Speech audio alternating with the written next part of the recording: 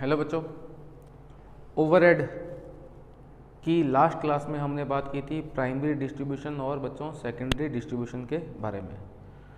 Primary distribution का मतलब था जितने भी कॉमन एक्सपेंडिचर थे उनको हमने क्या किया था बच्चों, ऑल डिपार्टमेंट, चाहे वो प्रोडक्शन हो चाहे वो सर्विस हो, उनके बीच में हमने एलोकेट किया था।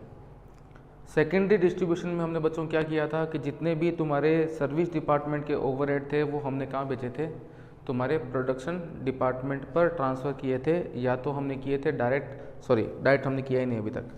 हमने दो मेथड किए थे, या तो साइमल्टेनियस इक्वेशन किया था या तुमने किया था रिपीटेड डिस्ट्रीब्यूशन मेथड। इसमें भी दो मेथड भी और बाकी है बच्चों, उनके बारे में हम लोग बात करेंगे, लेकिन पहले जो दो मेथड हमने किए हैं उनके ऑल कंसेप्ट को पूरा करने के बाद में।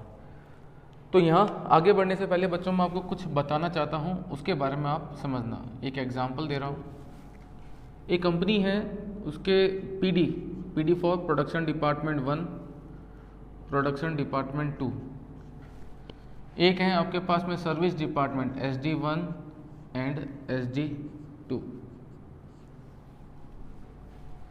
देखो बच्चों, हमने बात की थी कि हम लोग इस चैप्टर में ओवरहेड के बारे में बात करते हैं, ओवरहेड का डिस्ट्रीब्यूशन कैसे किया जाएगा। लेकिन क्या प्रोडक्शन डिपार्टमेंट पर केवल ओवरहेड ही लगते हैं क्या कोई प्राइम कॉस्ट नहीं लगती है ना। देखो PD1 है, उस पे लगा है आपका डायरेक्ट मटेरियल और एक लगा है आपका डायरेक्ट वेजेस। डायरेक्ट मटेरियल लगा है PD पर 50,000 का और डायरेक्ट वेजेस लगा है 30,000 का PD1 पर। PD2 पर डायरेक्ट मटेरियल लगा है बच्चों 80,000 का और डायरेक्ट वेजेस लगा है आपका 60,000 का। सर्विस डिपार्टमेंट में डायरेक्ट मटेरियल और डायरेक्ट वेजेस नॉर्मली नहीं होते हैं, यहाँ कोई डायरेक्ट मटेरियल और डायरेक्ट वेजेस का यूज़ नहीं होता, ये सर्विस डिपार्टमेंट है। तो यहाँ पर जो प्राइम कॉस्ट है बच्चों वो है 80,000 और यहाँ है बच्चों तुम्हारे पास कितनी 1,40,000। क्लियर, यहाँ पर कोई प्राइम कॉस्ट होती नहीं है। ओवरहेड, जितने भी ओवरहेड होते हैं, ओवरहेड का मतलब होता है indirect material, indirect labour and indirect expenditure. जितने भी तुम्हारे कॉमन ओवरहेड थे उनका हमने बच्चों कर दिया प्राइमरी डिस्ट्रीब्यूशन। प्राइमरी डिस्ट्रीब्यूशन का मतलब क्या होता है बच्चों, उन कॉमन ओवरहेड को हमने वेरियस डिपार्टमेंट के बीच में बांट दिया, हमने कर दिया इसका प्राइमरी डिस्ट्रीब्यूशन कर दिया। जितने कॉमन ओवरहेड थे उनको हमने क्या कर दिया, प्रोडक्शन डिपार्टमेंट और सर्विस डिपार्टमेंट के बीच में बांट दिया। प्रोडक्शन डिपार्टमेंट पे जो ओवरहेड आए हैं बच्चों वो हैं 40,000 के, 60,000 के, और सेकेंडरी जो हमारे सर्विस डिपार्टमेंट है उन पे जो तुम्हारे ओवरहेड आए हैं बच्चों वो हैं 20,000 के, और तुम्हारे ओवरहेड यहाँ आए हैं बच्चों कितने 15,000 के। ये आपने प्राइमरी डिस्ट्रीब्यूशन से क्या किया, ओवरहेड बांट दिए, कुछ प्रोडक्शन पे आए कुछ सर्विस पे आए, ये आपने प्राइमरी डिस्ट्रीब्यूशन किया। जितने भी कॉमन एक्सपेंडिचर थे उनको आपने प्रोडक्शन और सर्विस के बीच में बांट दिया। ये डिपार्टमेंट अपने ओवरहेड कंज्यूमर से कैसे एब्जॉर्ब करेगा, ये डिपार्टमेंट अपने प्राइम कॉस्ट कंज्यूमर से कैसे एब्जॉर्ब करेगा। देखो बच्चों, जो प्राइम कॉस्ट होती है वो एब्जॉर्ब हो जाती है नॉर्मली आपके एक्चुअल बेसिस पर। कई बार इनको भी एस्टिमेशन के बेस पे एब्जॉर्ब करना पड़ता है, लेकिन नॉर्मली जो प्राइम कॉस्ट होती है वो एक्चुअल बेसिस पर कंज्यूमर से एब्जॉर्ब हो जाती है। जैसे कि कोई कस्टमर हमारे पास में आया है, उसको जो हमें गुड्स बना के देना है उसमें 5 kg रॉ मटेरियल यूज़ आएगा, तो जो भी 5 kg का रॉ मटेरियल लगेगा जो उसकी रेट है उसके हिसाब से हम क्या करेंगे, कंज्यूमर से प्राइम कॉस्ट चार्ज कर लेंगे। इसके अलावा डायरेक्ट मटेरियल के अलावा डायरेक्ट वेजेस, अब जो कंज्यूमर हमारे पास में गुड्स मांगने आया है उस कंज्यूमर का वो गुड्स जो उसको चाहिए उसको प्रोड्यूस करने के लिए कम से कम 10 आवर का वर्क होगा, इनटू मल्टीप्लाई किसे करेंगे, जो भी पर आवर की रेट है उससे मल्टीप्लाई कर देंगे, जो पर आवर आपकी रेट है उससे मल्टीप्लाई कर देंगे। तो डायरेक्ट मटेरियल 5 kg लग रहा है इनटू डायरेक्ट मटेरियल की रेट, डायरेक्ट वेजेस 10 आवर लग रहा है इनटू पर आवर की रेट के हिसाब से हम क्या करेंगे, कस्टमर से प्राइम कॉस्ट तो एब्जॉर्ब कर लेंगे, प्लस जो हमें ओवरहेड कंज्यूमर से एब्जॉर्ब करने हैं वो कैसे एब्जॉर्ब किए जाते हैं। कंज्यूमर से हम ओवरहेड एब्जॉर्ब करते हैं बच्चों दो तरीके से।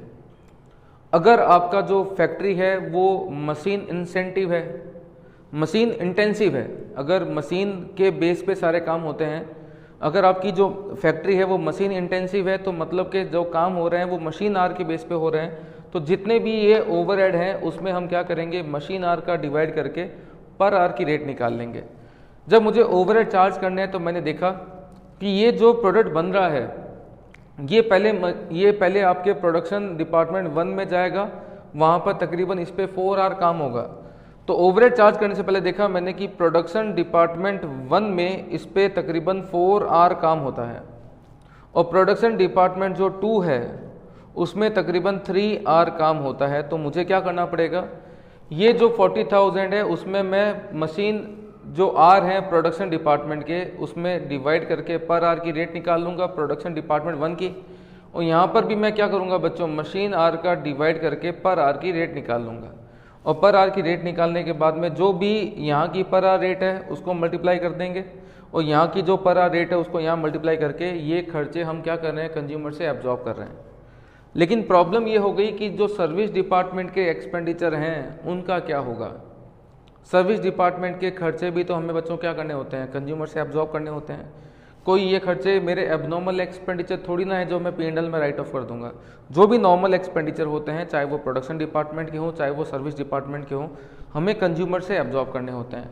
और कंज्यूमर से अगर आपको एब्जॉर्ब करने हैं तो मुझे इन एक्सपेंडिचर को सर्विस डिपार्टमेंट को, आपको पता है कि सर्विस डिपार्टमेंट में कोई मशीन आर नहीं होते हैं, इनके खर्चे अगर कंज्यूमर से एब्जॉर्ब करने हैं तो इनको आपको क्या करना पड़ेगा, प्रोडक्शन डिपार्टमेंट पे ट्रांसफर करना पड़ेगा। अब मेरी बात सुनना, हम जब करते हैं सेकेंडरी डिस्ट्रीब्यूशन करने के बाद में सर्विस डिपार्टमेंट के जो एक्सपेंडिचर हैं वो इन दोनों पे बंटेंगे, कुछ 40,000 में ऐड होंगे, कुछ 60,000 में ऐड होंगे।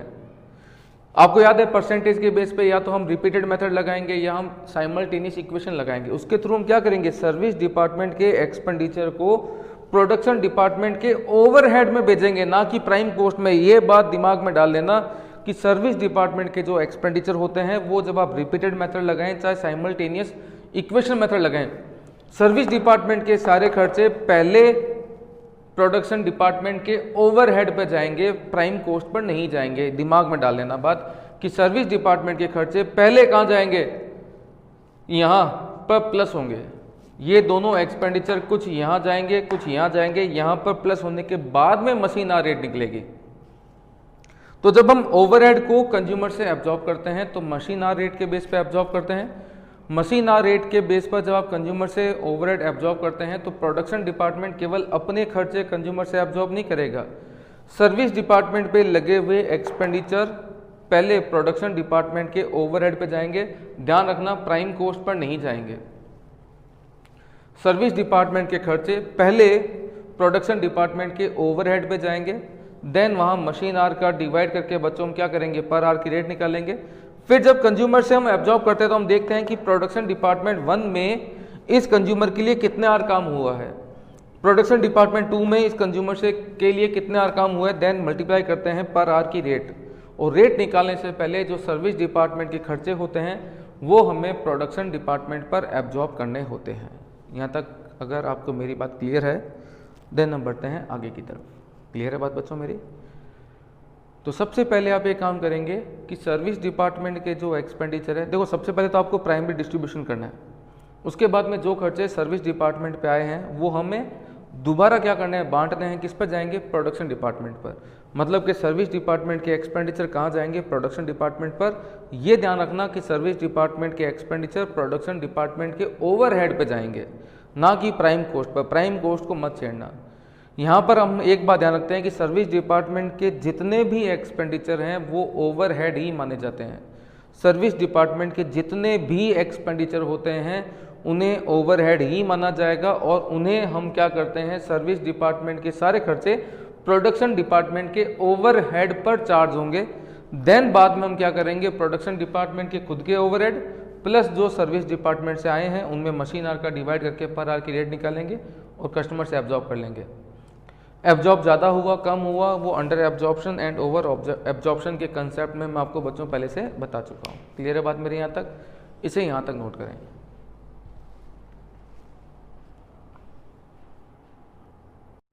तो बच्चों हमने अभी बात की थी कि सर्विस डिपार्टमेंट पे जितने भी एक्सपेंडिचर लगते हैं उन्हें हम क्या करते हैं बच्चों, री एलोकेट, बांटते हैं किस पर, प्रोडक्शन डिपार्टमेंट के ओवरहेड पर। तो उसके लिए मैं कुछ लिख रहा हूँ, मैंने लिखा all expense of service department are considered as overhead. यहाँ मैंने लाइन लिखी है कि all expense of service department, service department का कोई भी खर्चा हो, सर्विस डिपार्टमेंट पे कोई भी खर्चा लगे। कई बार क्या होता है कि जो हमारी कंपनी होती है वो जो डायरेक्ट मटेरियल होता है जिसे हम प्रोडक्शन में यूज़ करते हैं, मैंने आपको बताया था कि कॉस्ट कंट्रोल की क्लास में कि कई बार मटेरियल हम सर्विस डिपार्टमेंट को भी भेज देते हैं, है वो आपका डायरेक्ट मटेरियल, लेकिन आपने उसको कहाँ भेजा है, सर्विस डिपार्टमेंट पर। लिख देने से कि वो डायरेक्ट मटेरियल है, वो डायरेक्ट मटेरियल नहीं रहेगा। जो मटेरियल प्रोडक्शन में जाएगा वो डायरेक्ट मटेरियल है, जो मटेरियल सर्विस डिपार्टमेंट में यूज होगा बच्चों वो इनडायरेक्ट मटेरियल कहलाता है। आपके क्वेश्चन में कई बार ये दे रखा होगा कि हमने डायरेक्ट मटेरियल सर्विस डिपार्टमेंट में यूज किया है। लिखने से क्या होता है, अगर डायरेक्ट मटेरियल सर्विस डिपार्टमेंट में जा रहा है तो वो ओवरहेड ही माना जाएगा, उसे हम क्या बोलते हैं, इनडायरेक्ट मटेरियल। अगर वेजेस का देखो, जैसे मान लो आपने वेजेस का पेमेंट किया, एक वेजेस का पेमेंट आपने किया है उस स्टाफ का जो प्रोडक्शन डिपार्टमेंट में काम करता है, प्रोडक्शन डिपार्टमेंट के स्टाफ का वेजेस का पेमेंट करोगे, वो डायरेक्ट वेजेस का पार्ट है। लेकिन सर्विस डिपार्टमेंट के स्टाफ का अगर वेजेस पेमेंट करोगे तो वो इनडायरेक्ट वेजेस का पार्ट है। कई बार सर्विस डिपार्टमेंट के वेजेस को ये लोग क्या करते हैं, डायरेक्ट वेजेस लिख देते हैं। लिखने से क्या होता है, जो वेजेस जा रहा है आपका सर्विस डिपार्टमेंट पर, जो जा रहा है डायरेक्ट मटेरियल किस पर, सर्विस डिपार्टमेंट पर, वो हमेशा ओवरहेड ही माने जाएंगे। तो मैंने यहाँ लिखा कि जितने भी एक्सपेंडिचर होते हैं सर्विस डिपार्टमेंट के वो ओवरहेड ही माने जाते हैं,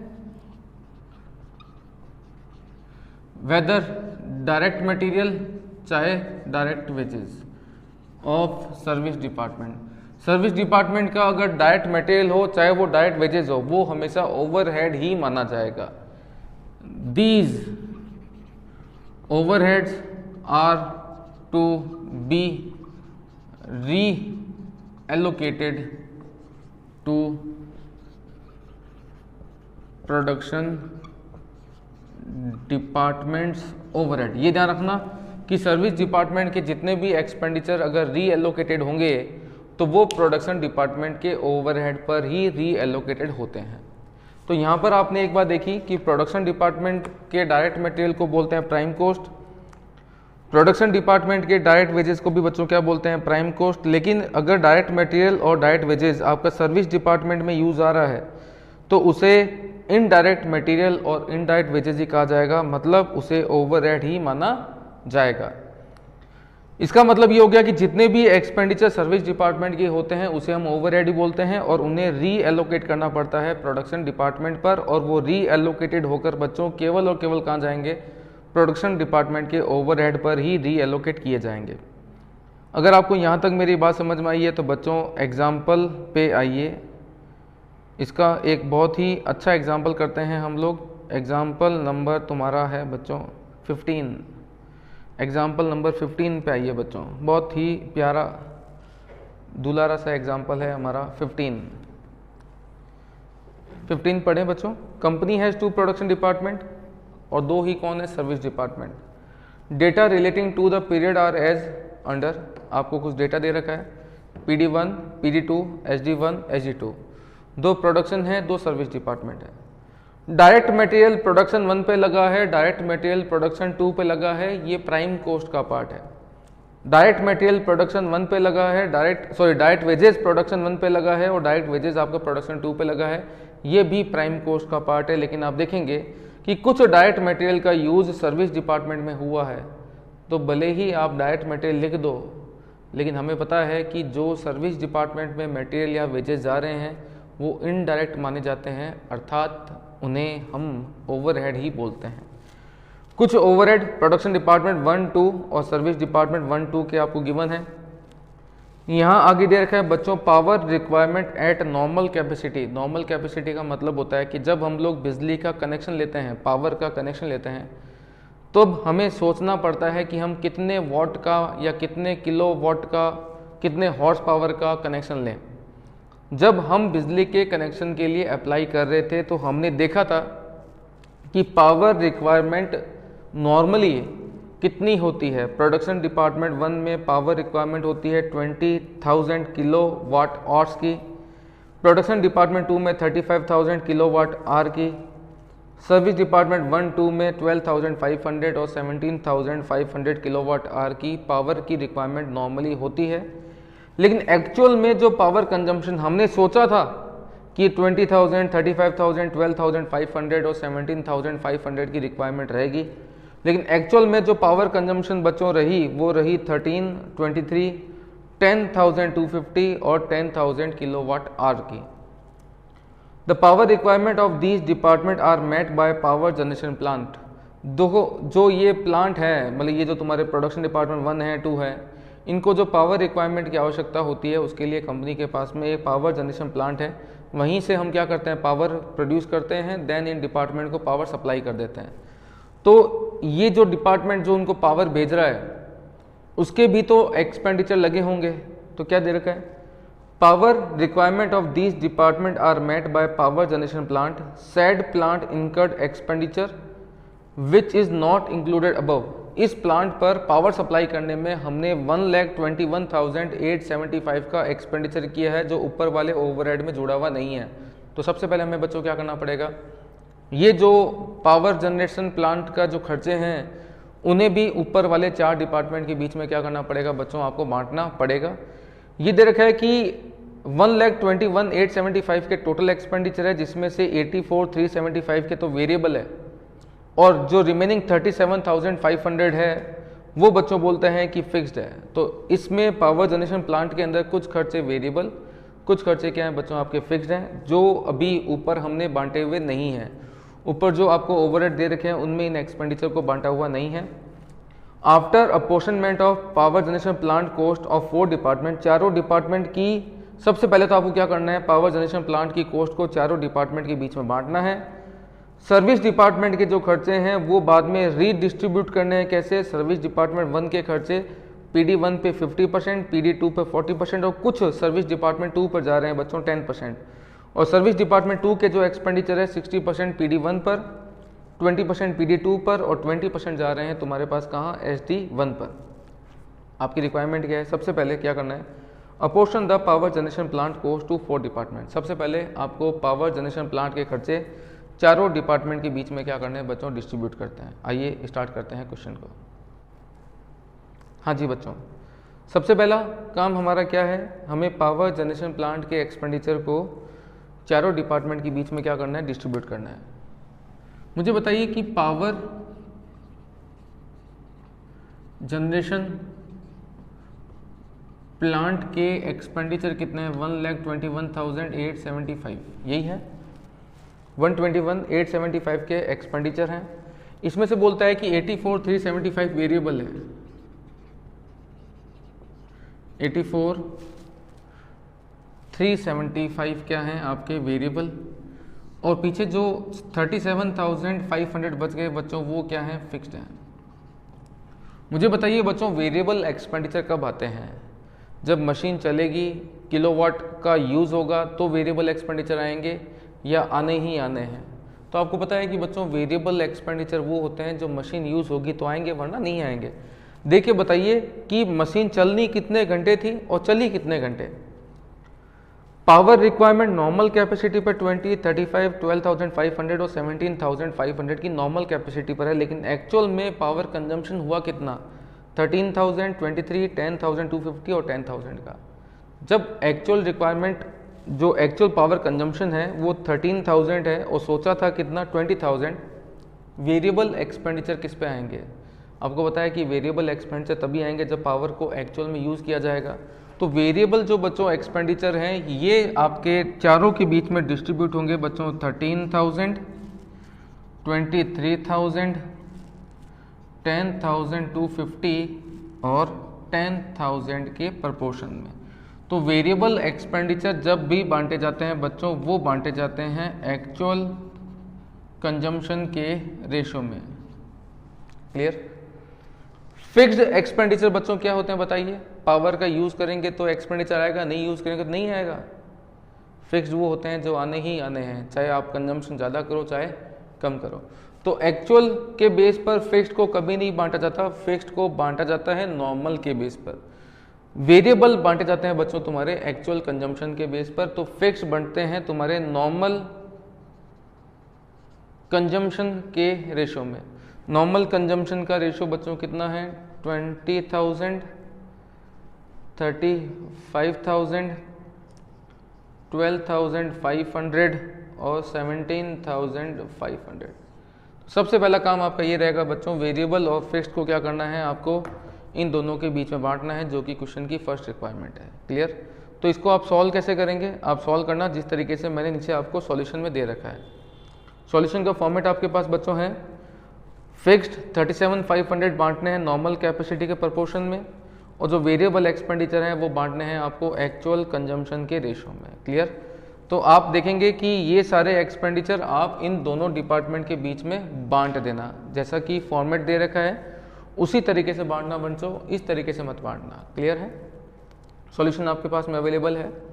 वहाँ पर हमने क्या किया है, पावर के खर्चे को जो वेरिएबल है वो एक्चुअल के रेशो में, और जो नॉर्मल है वो फिक्स्ड है वो नॉर्मल के प्रोपोर्शन में बच्चों हमने क्या किया, बांट दिए। क्लियर।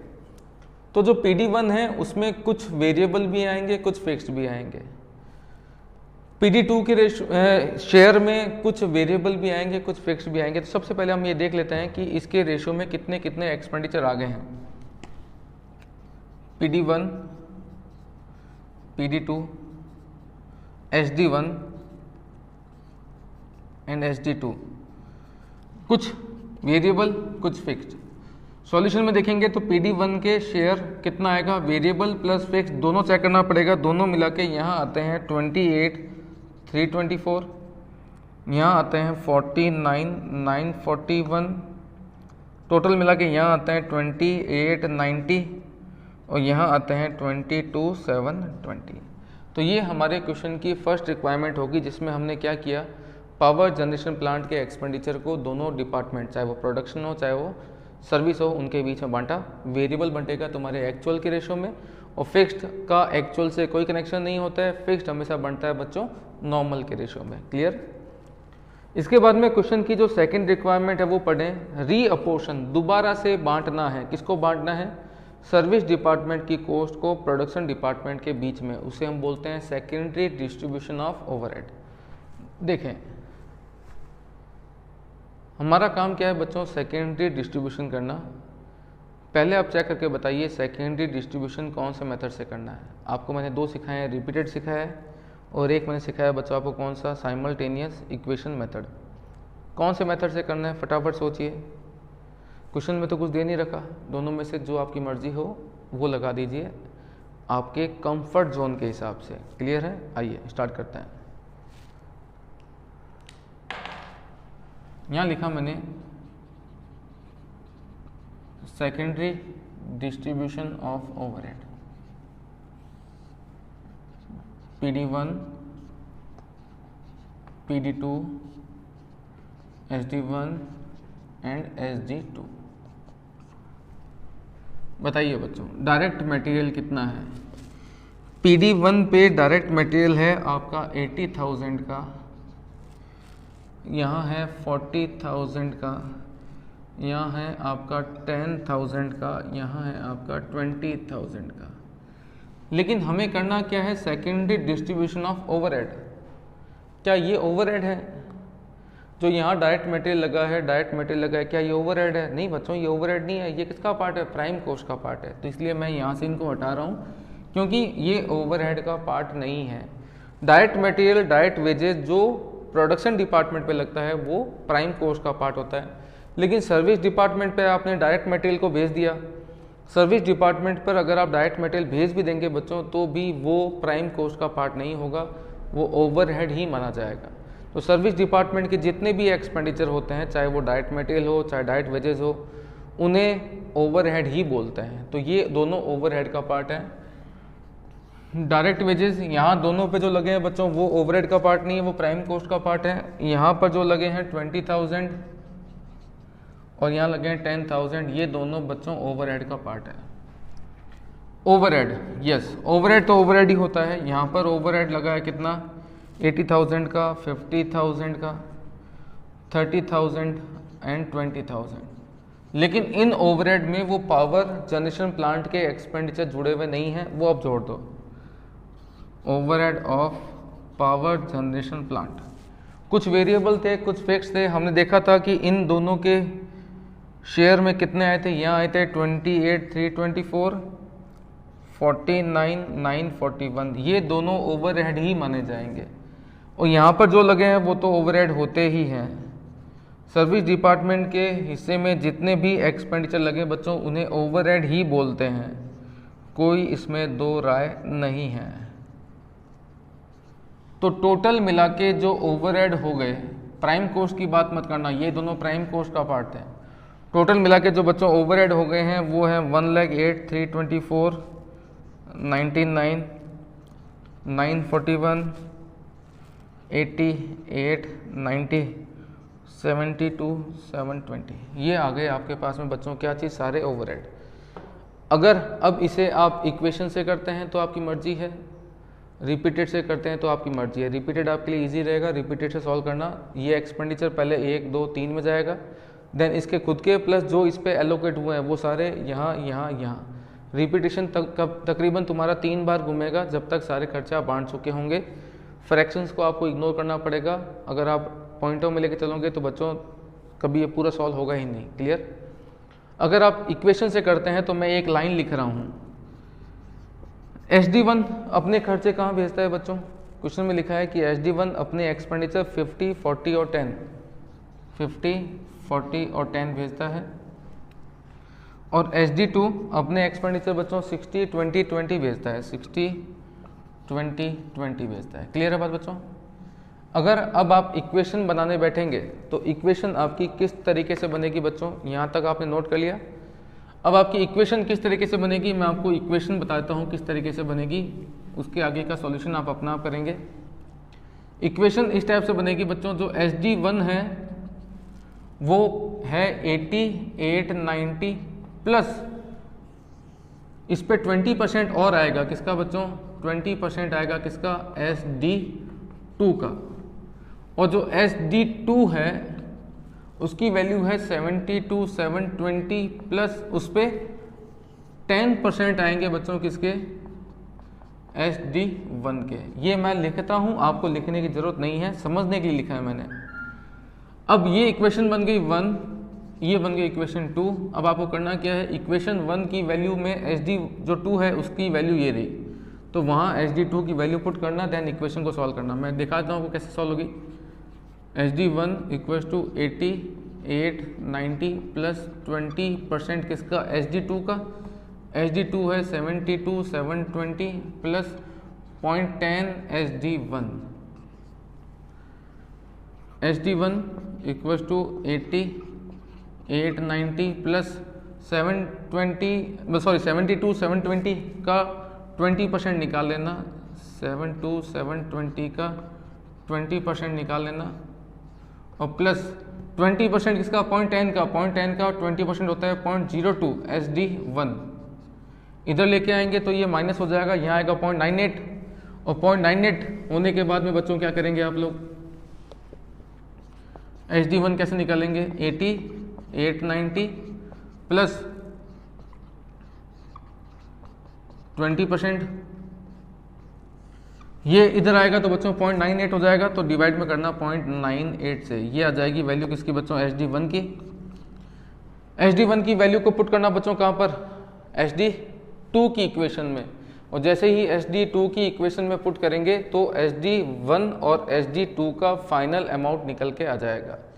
उसके बाद में क्या करना है आपको बच्चों, हमें करना है उसके बाद में सेकेंडरी डिस्ट्रीब्यूशन। एक होता है PD1, PD2। PD1, PD2 के खुद के ओवरहेड कितने हैं बच्चों, खुद के ऑन ओवरहेड, जिसको मैं बोल सकता हूं ऑन ओवरहेड।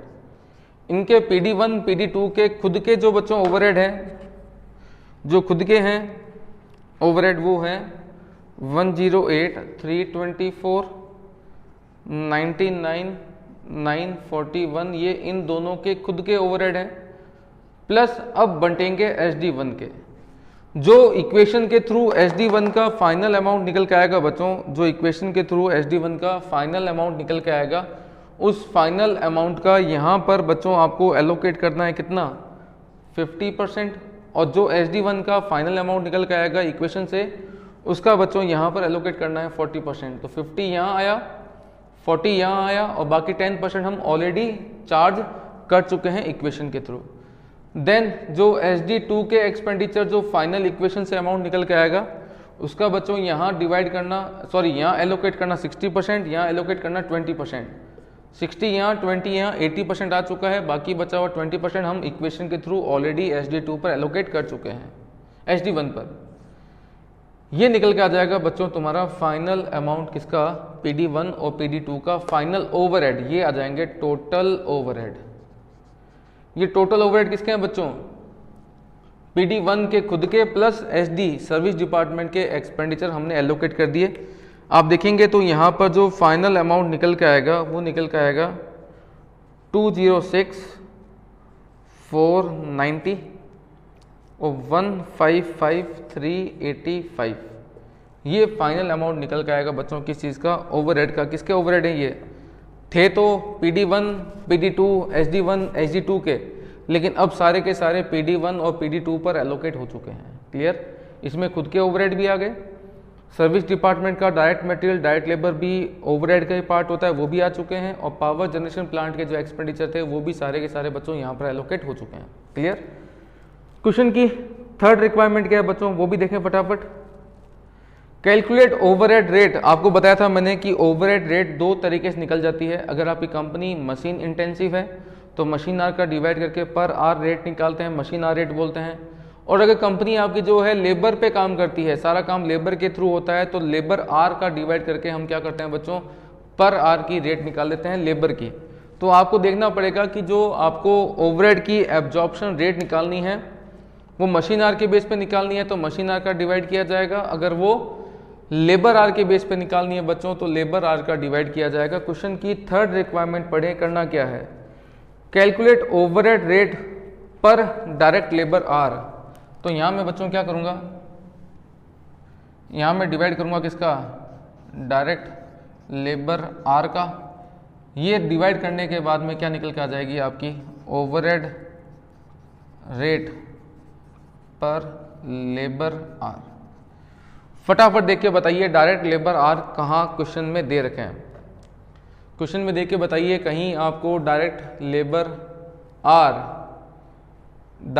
आर क्वेश्चन में देख के बताइए कहीं गिवन है क्या, फटाफट ढूंढें। क्वेश्चन में डायरेक्ट लेबर आर कहीं गिवन है क्या बच्चों, देखें फटाफट।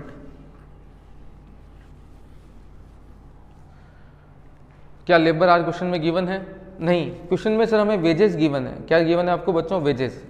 आपको वेजेस गिवन है, मुझे बताइए वेजेस का फॉर्मूला क्या होता है। वेजेस का फॉर्मूला होता है आर इंटू रेट। वेजेस का फॉर्मूला क्या होता है बच्चों, आर इंटू रेट। PD1 का वेजेस कितना है बच्चों, PD1 का वेजेस है 95,000 का, हमें आर निकालना है। अगर मुझे रेट मिल जाए तो मैं रेट का डिवाइड करके PD1 के आर निकाल दूंगा। क्वेश्चन में देख के बताइए कहीं आपको वेजेस की रेट गिवन है क्या। क्वेश्चन की थर्ड रिक्वायरमेंट पढ़ें, calculate the overhead rate per direct labour hour of production department given that direct wages rate PD1 में 5 रुपये है। तो PD1 में डायरेक्ट वेजेस की रेट कितनी है, 5 है, तो यहाँ आर हो जाएंगे आपके 19,000। तो यहाँ पर हम 19,000 का डिवाइड करके बच्चों पर आर रेट निकाल लेंगे।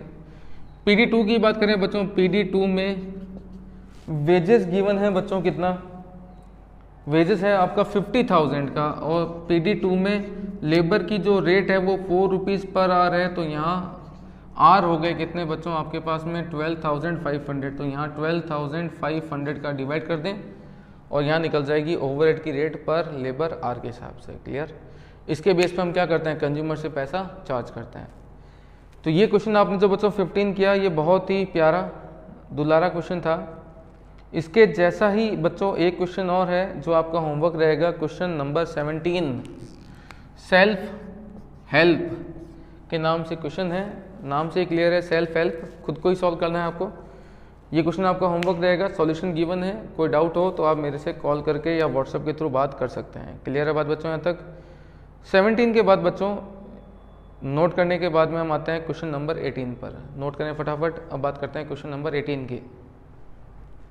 हाँ जी बच्चों, question number 18, modern manufacturers limited have 3 production department P1, P2, P3 and 2 service department S1 and S2. Direct wages P1, P2, P3। Direct wages बच्चों कहाँ का पार्ट है? प्राइम कॉस्ट का। यहाँ पर मतलब नहीं है, झांकना भी मत इस तरफ। S1, S2 में जो डायरेक्ट वेजेस लगा है बच्चों वो किसका पार्ट है? ओवरहेड का। वर्किंग आवर गिवन है, वैल्यू ऑफ मशीन गिवन है, horse power of machine given है, लाइट पॉइंट गिवन है और फ्लोर स्पेस गिवन है। The following figures extracted from the accounting records are relevant. Accounting record के हिसाब से बच्चों आपको दे रखा है रेंट। बताइए बच्चों, रेंट को ऑल डिपार्टमेंट के बीच में किस बेसिस पे बांटना चाहिए? बताइए, रेंट को ऑल डिपार्टमेंट के बीच में कैसे बांटते हैं? Area square feet. तो बेसिस ऑफ एलोकेशन, बांटा किस तरीके से जाएगा? बांटा जाएगा बच्चों किस हिसाब से? Floor space. फ्लोर स्पेस के बेस पे बच्चों इसको P1, P2, P3, S1 and S2 के बीच में बांट देना। क्लियर है बच्चों? कैलकुलेटिव काम है, घर पे करना। जनरल लाइट, लाइट कितना है बच्चों? 600। लाइट को कैसे बांटा जाएगा? मैंने आपको बताया था कि लाइट को बांटने का बेस्ट तरीका होता है कि आप देखें कि लाइट पॉइंट्स कितने हैं। लाइट पॉइंट्स गिवन है तो लाइट पॉइंट के बेस पे, लाइट पॉइंट गिवन नहीं है तो बच्चों हम क्या करते हैं कि एरिया के बेस पे बांट देते हैं। देखें लाइट पॉइंट गिवन है, यस, लाइट पॉइंट्स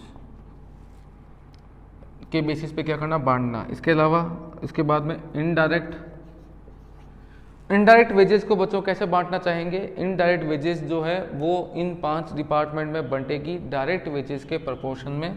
तो जो डायरेक्ट वेजेस का रेशो है उस रेशो में क्या करना बच्चों? 500 के बीच में इस इनडायरेक्ट वेजेस को बांट देना। पावर कैसे बंटेगा बच्चों?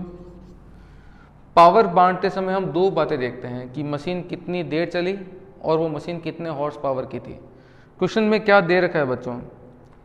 एक तो क्वेश्चन में दे रखा है कि हॉर्स पावर ऑफ मशीन है 60, 30, 50, 10 और S2 में तो मशीन है ही नहीं।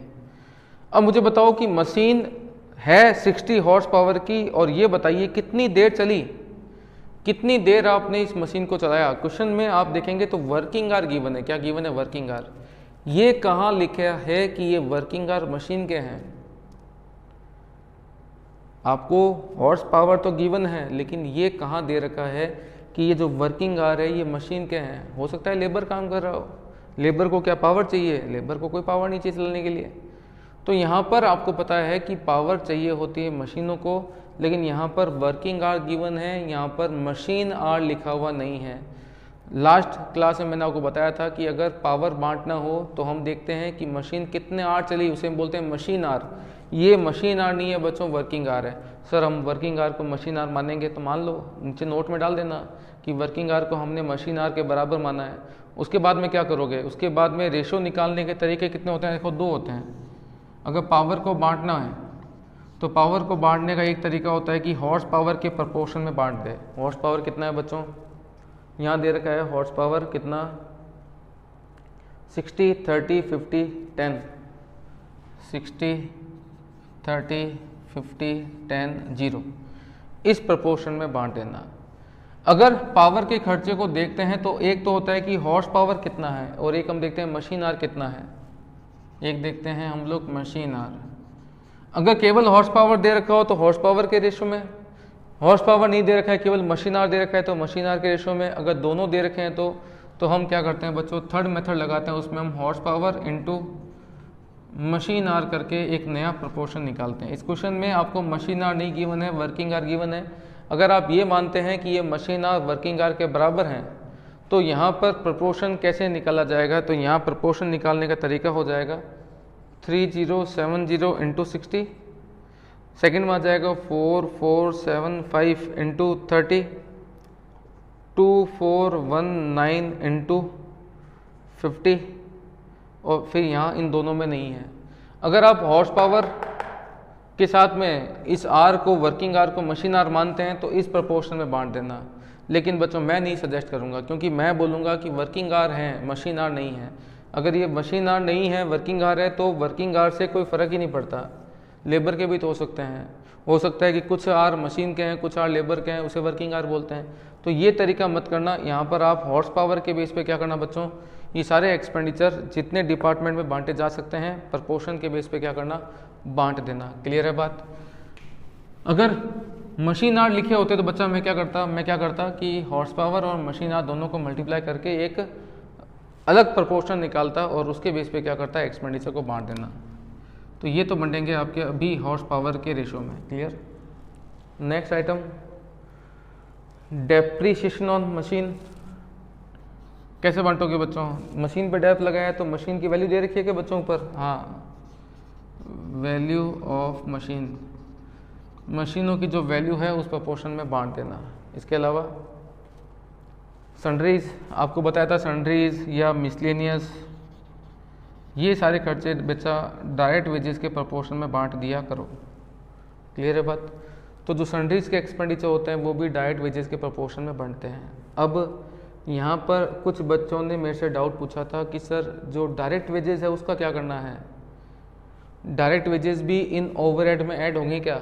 ये जब आपका कौन सा है, प्राइमरी डिस्ट्रीब्यूशन है, तो सर क्या जो डायरेक्ट वेजेस कहाँ लगे हैं, सर्विस डिपार्टमेंट पे लगे हैं सर, वो भी ऐड होंगे या नहीं होंगे। तो यहाँ पर मैं आपको दो बातें बोलूँगा। मुझे बताइए कि क्वेश्चन के अंदर डायरेक्ट वेजेस एक्सपेंडिचर के साथ गिवन है या जो एलोकेशन खर्चों का किस तरीके से करना है एलोकेशन के बेसिस में गिवन है। यहाँ आप देखेंगे जो आपको डायरेक्ट वेजेस दे रखा है बच्चों, ये एक्सपेंडिचर के साथ नहीं दे रखा है, ये डायरेक्ट वेजेस दे रखा है ताकि कुछ खर्चों को जिनको डायरेक्ट वेजेस के प्रपोर्शन में बांटना होता है, बस प्रपोर्शन में कैसे निकाला जाएगा उसके पर्पस से गिवन है, एक्सपेंडिचर के पर्पस से गिवन नहीं है। केवल और केवल जो डायरेक्ट वेजेस क्वेश्चन में गिवन है वो इसलिए दे रखे हैं कि जो खर्चे डायरेक्ट वेजेस के बेस पे बांटने होते हैं उनका प्रपोर्शन क्या रहेगा।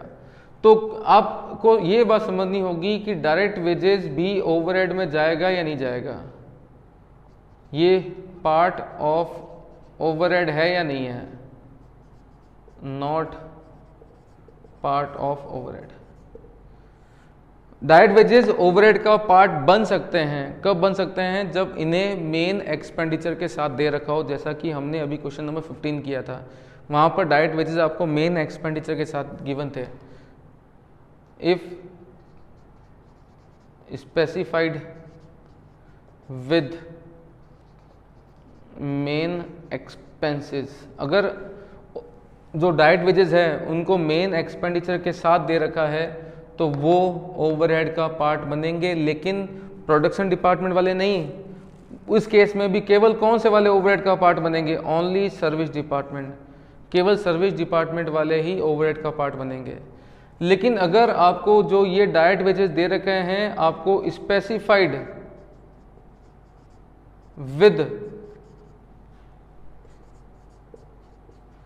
एलोकेशन बेसिस, ये जो आपको डायरेक्ट वेजेस दे रखा है वो दे रखा है ऊपर एलोकेशन बेसिस में कि कौन से खर्चे को किस प्रपोर्शन में बांटना है। अगर ये ओवरहेड आपको एलोकेशन बेसिस में दे रखे हैं, मेन एक्सपेंडिचर के साथ नहीं दे रखे हैं, जैसे कि क्वेश्चन नंबर 15 में दे रखे थे, ये एक्सपेंडिचर दे रखे हैं आपको एलोकेशन बेसिस के साथ, then not to be treated as overhead. इस केस में आप इनको ओवरहेड मत मानना, मतलब कि मेन खर्चों के साथ दे रखा हो तो हम सर्विस डिपार्टमेंट वालों को ओवरहेड में जोड़ देंगे डायरेक्ट वेजेस को। अगर मेन एक्सपेंडिचर पे नहीं, बस आपको एलोकेशन कैसे करना है खर्चों का उनके साथ दे रखा है, तो इस केस में उनको ओवरहेड मत मानना। ये एक जनरल रूल है हमारे क्वेश्चंस को सॉल्व करने का। ये ICAI के प्रिजम्पशंस हैं, हमारे एजम्पशन नहीं है, ICAI के प्रिजम्पशंस है। ICAI बोलता है कि अगर ओवरहेड पार्ट बनेंगे या नहीं बनेंगे, कब बनेंगे? अगर स्पेसिफाइड हो विद मेन एक्सपेंडिचर तो सर्विस डिपार्टमेंट वाले ओवरहेड का पार्ट बनेंगे, लेकिन कब पार्ट नहीं बनेंगे? जब स्पेसिफाइड हो एलोकेशन बेसिस के साथ, देन ये ओवरहेड का पार्ट नहीं बनेंगे। इस क्वेश्चन में आप देखेंगे तो ये जो एक्सपेंडिचर है ये कहाँ दे रखे हैं बच्चों? आपको डाइट वेजेस दे रखा है ऊपर, diet wages, working hour, value of machine, ये क्यों दे रखे हैं? ये इसलिए दे रखे हैं कि ताकि खर्चों को बांटा जा सके। ये मेन एक्सपेंडिचर में नहीं गिवन है। अगर मेन एक्सपेंडिचर में होते तो मैं क्या करता बच्चों, सर्विस डिपार्टमेंट वाले जो डायरेक्ट वेजेस हैं उनको यहाँ दोनों ओवरहेड में जोड़ देता। क्लियर है? तो यहाँ तक हमने बात की बच्चों, ये नोट जरूर कर लेना साथ साथ में। आप देखो बच्चों, तो जो सन्ड्री एक्सपेंडिचर हैं वो आपने बांटे हैं बच्चों डाइट वेजेस के प्रोपोर्शन में। तो फटाफट नीचे सॉल्यूशन पे आइए। आपको सारे एक्सपेंडिचर प्रोपोर्शन में बांटे हुए हैं, तो आपका दिमाग चलना चाहिए समझने की तरफ। सॉल्यूशन गिवन है। देखें बच्चों, यहाँ पर टोटल ओवरहेड कितने हो रहे हैं? 28,734, 7,700, 7,300, सॉरी गलत लिख दिया मैंने, यहाँ है 7,700, 7,300, 9,800, 3,200, 734। दिक्कत हो गई किसको लेके बच्चों? सर्विस डिपार्टमेंट 1 और सर्विस डिपार्टमेंट के 2 के एक्सपेंडिचर को लेके। अब हमें करना पड़ता है बच्चों सेकेंडरी डिस्ट्रीब्यूशन ऑफ ओवरहेड, जिसमें हम क्या करते हैं, सर्विस डिपार्टमेंट के एक्सपेंडिचर को वापस प्रोडक्शन डिपार्टमेंट पे क्या करते हैं, एलोकेट करते हैं। अब हमें करना है बच्चों secondary distribution of overhead. Primary करने के बाद सेकेंडरी, सेकेंडरी के लिए आपको क्या चाहिए? क्वेश्चन में देख के बताइए, कहीं परसेंटेज गिवन है क्या कि सर्विस डिपार्टमेंट के एक्सपेंडिचर को किन बेसिस पे बांटना है? देख के बताइए, परसेंटेज गिवन है? यस सर, परसेंटेज तो हमें गिवन है सर, लेकिन सर हमें ये नहीं बोला है कि रिपीटेड लगाना है या साइमल्टेनियस इक्वेशन लगाना है। तो आपकी मर्जी है, आपको इक्वेशन लगाना है इक्वेशन लगाइए, रिपीटेड लगाना है रिपीटेड लगवाइए। अगर आप रिपीटेड लगाते हैं तो आपको सबसे पहले ये एक्सपेंडिचर बांटने हैं 1, 2, 3, 4, देन इसके खुद के एक्सपेंडिचर और प्लस जो सर्विस डिपार्टमेंट के आए हैं वो जोड़ के यहाँ यहाँ यहाँ और यहाँ, और ये तब तक बांटना है जब तक इन दोनों के हिस्से में सारे एक्सपेंडिचर जीरो नहीं हो जाते हैं और सारे एक्सपेंडिचर यहाँ पर ट्रांसफर नहीं हो जाते हैं। फ्रैक्शंस को इग्नोर करना पड़ेगा, राउंड ऑफ करके चलना बच्चों। कर लेंगे यहाँ तक? आप मेरी बात मान गए? समझ में आ रही है बात यहाँ तक बच्चों? तो यहाँ तक करने के बाद में आपको सबसे पहले क्या करना है, सेकेंडरी डिस्ट्रीब्यूशन करना है। पहले एक बार देख लेते हैं क्या आता है सेकेंडरी डिस्ट्रीब्यूशन करने के बाद। जो बच्चे इक्वेशन से सॉल्व करना चाहेंगे उनके लिए मैं बता दूं, बिना लिखे, सर्विस डिपार्टमेंट 1 और 2 पे हमने देखा था कि अभी कितने रुपए बच्चे एलोकेट हुए थे। यहाँ पर बंटे थे 3200 और यहाँ आए थे 734। अब देख के बताओ मुझे कि जो तुम्हारा सर्विस डिपार्टमेंट 1 है, सर्विस डिपार्टमेंट 1 है, वो यहाँ पर सर्विस डिपार्टमेंट 2 पर कितने खर्चे भेजता है? सर्विस डिपार्टमेंट 1 सर्विस डिपार्टमेंट 2 पर देखिए बताओ बच्चों कितने % आते हैं? सर्विस डिपार्टमेंट 1 के 2 पर कितने आते हैं? 10%। और सर्विस डिपार्टमेंट 2 वाले 1 पे कितने आते हैं वो भी दे रखे हैं आपको 10%। तो सर्विस डिपार्टमेंट 1 की वैल्यू कितनी हो गई बच्चों? 3200 तो थे सर्विस डिपार्टमेंट 1 में, 3200 थे, प्लस 10% किसके आए बच्चों? ये आए हैं SD 2 के। और सर्विस डिपार्टमेंट 2 की वैल्यू कितनी हो गई बच्चों? 734 तो थे, प्लस 10% आए हैं किसके? सर्विस डिपार्टमेंट 1 के। तो 10% आए हैं सर्विस डिपार्टमेंट 1 के। देखो बच्चों गलती यही होती है इक्वेशन बनाने में। चलो यहाँ तो 10% है तो गलती होती नहीं है। यहाँ मान लो 20 होता, यहाँ 10 होता, तो मान लो यहाँ 20 होता तो मैं क्या बोलता कि सर्विस डिपार्टमेंट 1 में कितने हो गए? 3200 हो गए, प्लस 20% किसके होते हैं? SD 2 के। ये आपको थोड़ा सा ध्यान रखना पड़ेगा, गलती यही होती है सारी। अब इनको सॉल्व करके आप क्या करना बच्चों, SD1 SD2 के एक्सपेंडिचर निकालना, देन सेकेंडरी डिस्ट्रीब्यूशन करना पड़ेगा। क्लियर? सेकेंडरी डिस्ट्रीब्यूशन अगर आप रिपीटेड से करते हैं, सॉल्यूशन दे रखा है, इक्वेशन से करते हैं तो घर पे करना और आंसर सेम आएगा बच्चों। और ये करने के बाद में हम लास्ट में देखते हैं कि PD1 और PD2 पे टोटल कितने एक्सपेंडिचर आ गए खुद के प्लस सर्विस डिपार्टमेंट के। इस क्वेश्चन में आप देखेंगे कि यहाँ पर PD3 तक भी हैं, तो इन पे टोटल कितने ओवरहेड आ गए, आप लास्ट में चेक करें टोटल ओवरहेड कितने आ गए। यहाँ पर यहाँ आ चुके हैं आपके पास में 8787, यहाँ आए हैं 8505 और यहाँ आए हैं 11442। क्लियर। क्वेश्चन की थर्ड रिक्वायरमेंट क्या दे रखी है बच्चों, वो देखें। Find out the total cost of product x. एक प्रोडक्ट एक्स है, उसकी कॉस्ट निकालनी है। वो जो प्रोडक्ट एक्स है ना, वो P1 में, P2 में, P3 में 4 घंटे, 5 घंटे और 3 घंटे लगाता है बनने में। गिवन दैट डायरेक्ट मटेरियल जो इस प्रोडक्ट पे लग रहा है वो है 50 और 30। आपको कॉस्ट निकालनी है। मैंने लिखा cost of product x. Direct material लग रहा है 50 का, डायरेक्ट लेबर लग रहा है बच्चों कितना 30 का, तो 80 रुपीज़ तो प्राइम कॉस्ट लग गई प्लस ओवरहेड। क्वेश्चन बोलता है कि ये जो प्रोडक्ट है इसे P1 में, P2 में और P3 में जब इसको लेके जाते हैं वहाँ पर इसे 4R, 5R और 3R लगते हैं। P1, P2 और P3 यहाँ लगते हैं इसे 4R,